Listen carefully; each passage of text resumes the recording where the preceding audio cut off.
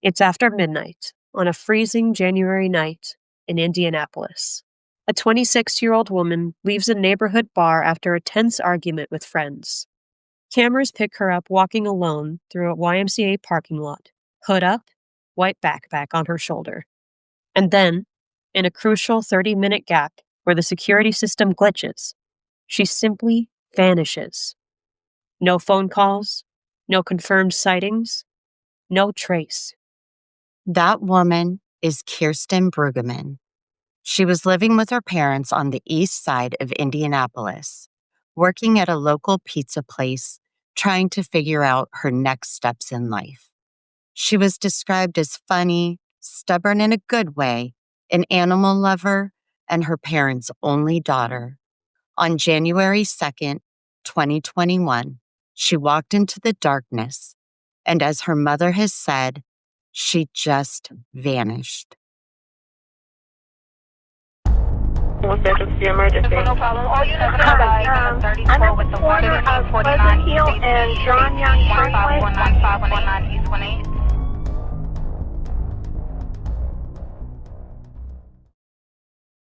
So before we jump into the surveillance footage, maps, and timelines, let's talk about Kirsten, the person. She was 26 at the time she went missing. She lived with her parents, Lisa and Rex, in Indianapolis. She worked at Cici's Pizza, didn't have a driver's license, and her mom often drove her everywhere she needed to go. People who knew her call her a free spirit and someone who loved animals. And I think that detail about not having a license matters. It means that on the night she disappeared, she was dependent on other people for rides or on walking, not just hopping into her own car and vanishing into the night. Exactly. On January 1st, 2021, she worked her shift at the pizza place. Her mom, Lisa, offered to pick her up after work, but Kirsten said no.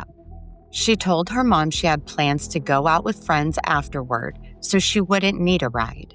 That's a pretty normal thing for a 26-year-old on New Year's weekend. What isn't normal is what happens next. That decision not to take the ride home is one of those tiny choices that, in hindsight, feels monumental. By the end of that night, the last confirmed image of Kirsten is a grainy piece of surveillance footage from a YMCA parking lot. After that, she's gone. Not knowing it is really the most painful thing. There still could be a chance that she's out there and can eventually find her. Rex and Lisa Brueggeman have been hoping and praying for a miracle for more than 9 months now. Our life ground to a halt. They've not seen their daughter Kirsten Brueggeman since January 1st. She went out with friends that night and hasn't been seen since. You play all kinds of scenarios in your mind of what actually may have happened to her, and some are too horrible to even verbalize. Rex and Lisa say that night she got into a fight with her friends. Her friends left the bar they were all at, the Irish Mutt on the corner of 10th and Shadeland, and Kirsten stayed behind. They definitely feel bad about it. They've communicated that to us. She was last seen here around 2 a.m. on January 2nd, just a little ways from the Irish Mutt, walking through the parking lot of this YMCA off North Shortridge Road. So let's walk through the night step by step, because this case really hinges on a 2-hour window and a handful of cameras trying to capture what happened. Kirsten's shift at the pizza restaurant ends around 10 p.m. She reaches out to her ex-boyfriend and longtime friend Eddie, asking him to meet her at Manley's Irish Mutt, a bar near East 10th Street and Shadeland Avenue on the east side of Indy. Later, more friends join them. By the time everyone else arrives, reports say Kirsten is already pretty drunk. At some point, she gets sick, and the group is asked to leave the bar. There's some kind of argument in the parking lot. Accounts differ a bit on tone and intensity, but we know it's tense enough that the group splits up. The friends, including her ex, decide to head to a bowling alley in Beech Grove. They reportedly offer her a ride, or at least ask if she wants to come with them. Kirsten refuses, saying she wants to do her own thing. Maybe still wants to go bowling on her own terms. And they leave her in the parking lot by the bar. And this is really the part of the story that eats people up. You've got friends that now have to live with the fact that they drove away. One of them said that she wishes every day that they hadn't left Kirsten alone. But in that moment, it probably felt like just another drunken disagreement that everyone would laugh about the next day. Once the group leaves, Kirsten starts walking. Again, she doesn't have a car. Cameras in the neighborhood pick her up several times. She's walking in and around the area near the bar, and eventually heading south on Shortridge Road, going in the direction of the local YMCA and some apartment complexes. It's cold, it's after midnight, and she's been drinking. But she's moving with purpose. This isn't someone staggering and collapsing. She's walking, and cameras catch her at various points as she heads towards 501 Northridge Road, where the YMCA is located. Then we get to the crucial footage. Around 1:58 to 2 a.m. on January 2nd, a security camera overlooking the southeastern section of the YMCA parking lot, where it bumps up against the parking lot of the Abbey Meadows apartment complex, captures Kirsten walking through the area. That's the last confirmed image of her. This camera is a huge part of why this case sticks with people. Because according to detectives, where she's walking, she basically has two options. She either turns around and comes back into the view of that same camera, or she goes over or around a fence into the adjoining apartment complex area. The problem? The camera is faulty. The video cuts in and out around the time she was there. So we don't see which option she chose. And we don't see what happened after she passes through. That glitch is chilling. If the system had been working perfectly, we might know whether she climbed that fence, whether someone approached her, whether a car pulled up. Instead, we get this ominous fragment where she just walks into the edge of the frame, and then nothing. There is mention in some public accounts of a dark-colored car leaving the apartment area around 2:37 a.m. But to date, nothing has linked that car definitively to Kirsten's disappearance. It's not publicly identified as evidence of a crime. Just one of several details that never developed into a solid lead. Back at home, Kirsten's mom, Lisa, wakes up sometime after midnight and realizes she hasn't heard from her daughter. She tries calling, but Kirsten's phone is off. That's her first sign that something is wrong. The next day, January 2nd, turns into January 3rd. Around 3:30 p.m., Lisa finds out that Kirsten never showed up for work at Cici's. That's totally unlike her. She starts calling around and checking with friends. No one's seen her. At that point, she reports Kirsten missing to the Indianapolis Metropolitan Police Department. Police start looking at where she was last seen. Irish Mutt, Shortridge Road, the YMCA, the apartments. They track down and review surveillance footage, talk to her group of friends from that night, and try to retrace her steps. But there's no obvious sign of an accident, no body discovered nearby, and no confirmed digital trail after those early morning hours. Over time, the case gets more attention. Local news runs stories, the family organizes searches. Later, the true crime show Disappeared airs an episode on her case titled Vanished in the Night, which helps bring national attention, but not the breakthrough everyone is hoping for. Eventually, when answers don't come, Kirsten's family brings in Lauth Investigations International, a private investigations firm that specializes in missing persons. They launch a GoFundMe, and a $10,000 reward is offered for information that leads to her safe return. Still, as of now, there are no confirmed answers about what happened to her. Lisa and Rex Brueggeman haven't had a moment's peace since their daughter Kirsten disappeared almost a year ago on January 2nd. Her parents say the 26-year-old was out with her friends at a bar called the Irish Mutt near Shadeland Avenue. They believe she may have had too much to drink when she began walking by herself through the parking lot. Let's start with the theory that's probably most straightforward on paper. It was cold, it was late, and Kirsten had been drinking.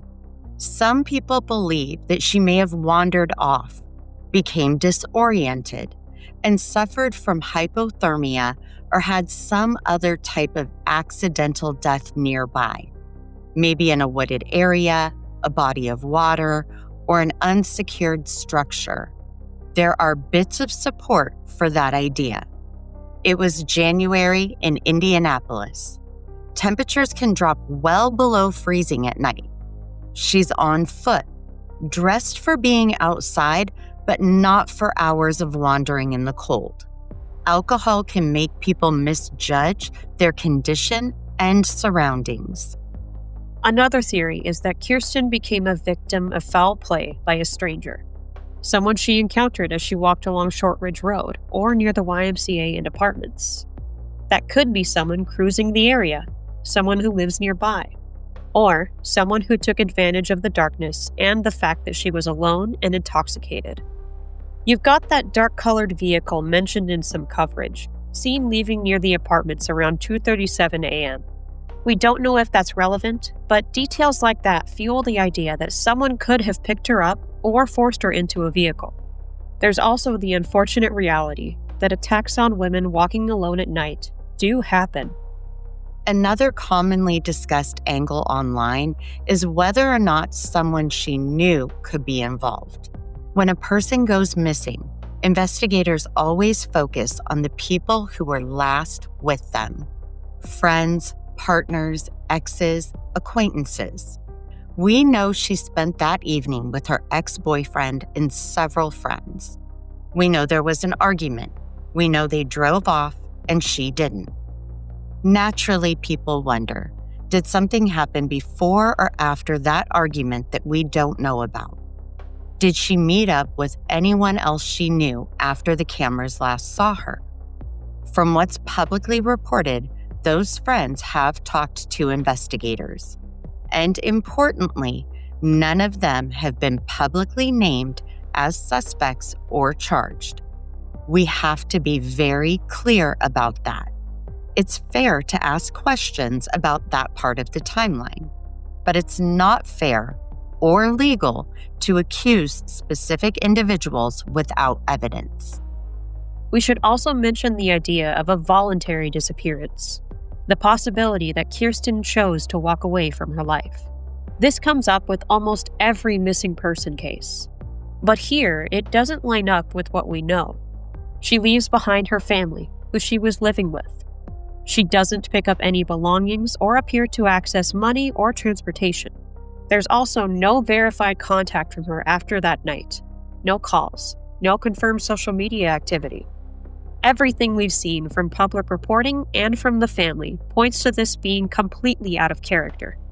While investigators can never totally rule it out without answers, most people who follow this case see voluntary disappearance as a long shot. So that's where we're left, a handful of theories, none of which that can be fully proven or fully ruled out with the information we have. Accident, stranger abduction, or someone she knew. We're stuck in that fog of maybe, and that's torture for a family. And remember, we're talking about a real person here, not just a set of bullet points and camera timestamps. Do any of these theories make sense to you? Or maybe you have one of your own. Please, let us know in the comments. If you've watched or listened this far, you are now part of the circle of people that know Kirsten's name and know her story. That matters. Awareness is pressure, and pressure keeps cases from being forgotten. Here's what you can do to help in Kirsten Brueggeman's case. If you have any information, no matter how minor it seems, about Kirsten's movements on the night of January 1st through the 2nd in 2021, or about anything unusual near the Irish Mutt, Shortridge Road, the YMCA at 501 North Shortridge, or Abbey Meadows apartments, please contact the Indianapolis Metropolitan Police Department Missing Persons Unit at 317-327-6160 or email missingpersons@indy.gov. Contact the private investigators working with the family. Kirsten's family has worked with Lauth Investigations International on an independent investigation into her disappearance. There is an anonymous tip line listed in some of the public coverage, and the family has a GoFundMe called Find Kirsten Brueggeman to help fund continued efforts. Check the official Find Kirsten pages and verified links for current contact info and updates. Share Kirsten's case. Share her missing poster and case info on social media. Talk about her with friends in the Indianapolis area or anyone who might have been there that night. If you're local, double-check any outdoor cameras you might have had facing roads or parking areas in early January 2021. Some people still find old footage on hard drives they never thought to check. Send tips to Crime Solver Central. If you prefer to reach out to us first, you can contact Crime Solver Central through our website or YouTube channel. We are not law enforcement, but we can pass credible information along to the appropriate agencies or investigators. If you're worried about going directly to police or speaking on the record, sometimes that first step through a third party can feel a little easier. If you're watching this on YouTube, please like the video so it travels further in the algorithm. Comment something as simple as "still missing, not forgotten" to keep her name active. And subscribe to Crime Solver Central so we can keep shining light on cases like this. We also want to say directly to Kirsten's family, if you happen to see this, we are so sorry that you're still searching for answers. And we know this episode can't fix that, but we hope that it helps keep the conversation going and maybe, just maybe, reaches the one person out there who knows something and hasn't spoken up yet. If you're that person and you're listening, it is not too late. Relationships change, loyalties shift, and people grow. If you know anything about what happened to Kirsten, now is the time to say something. Your information, even if you think it's insignificant, could break this open. Until there are answers, we'll keep saying her name, Kirsten Suzanne Brueggeman. Thank you for watching Crime Solver Central. I'm Jace. And I'm Charlie. We'll see you in the next episode. Until then, stay safe, stay curious, and stay loud.